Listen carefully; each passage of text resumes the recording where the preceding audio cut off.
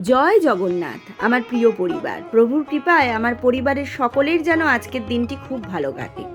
জবা ফুলের গাছগুলো এক জায়গায় রয়েছে তো, তাই একসাথে বিভিন্ন রকমের জবা ফুল ফুটে রয়েছে। কি যে সুন্দর লাগছে জায়গাটা। আজকে এই ফুলগুলো গাছ থেকে পেয়েছি। আজকে তো নীলষষ্ঠী, তাই মহাদেবকে অভিষেক করব। সব কিছু আমি এক জায়গায় সাজিয়ে নিয়েছি। এখানে মহাদেবের জন্য সব কিছু রয়েছে। আর দেখো, আমার মহাদেবকে অভিষেক করাও হয়ে গেছে। এবার মহাদেবকে ভালো করে স্নান করিয়ে সুন্দর করে শৃঙ্গার করে নিলাম। আর দেখতে পাচ্ছ এই যে সাদা ফুলটা, এটা কিন্তু গাছের, অন্যদিন কিন্তু পাই না। আজকে হয়তো মহাদেবের এটাই ইচ্ছে ছিল, তাই আজকে পেয়েছি। সাথে কচি কচি গাছের বেলপাতা। আজকে যেরকম ধুতরা ফুল আর ফল কিছুই নেই, শুধু আছে আকন্দের মালা। এই সাজেই যেন আমার মহাদেবকে দেখতে খুব ভালো লাগছে। আজকে তো মন্দিরে যাব না, তাই আজকে ঘরেতেই পুষ্পাঞ্জলি দিয়ে দিলাম।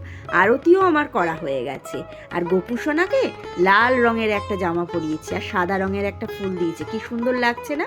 আর প্রভুর মাথায় যে ছোট্ট রং একটা জবা ফুল রয়েছে, এই জবা ফুলটা কিন্তু এত ছোট কখনো ফোটে না। আজকে প্রথম দেখলাম এত সুন্দর ছোট্ট একটা ফুটেছে। আজকে সিংহাসন একদম লালে লাল হয়ে রয়েছে। আমার ঠাকুরকে ভোগ নিবেদন করাও হয়ে গেছে। তোমরা প্রসাদ দর্শন করো।